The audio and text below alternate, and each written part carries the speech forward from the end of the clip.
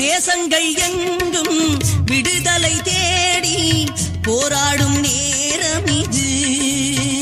நம் தாகங்கள் தீரும், தாயகம் சேரும் தலைவனின் காலம் இது.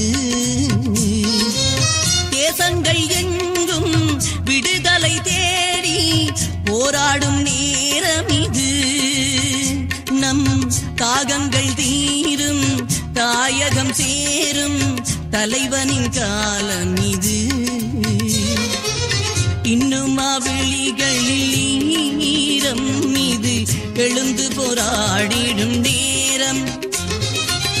இன்னும் விழிகளில் ஈரம் மீது எழுந்து போராடிடும் நேரம்.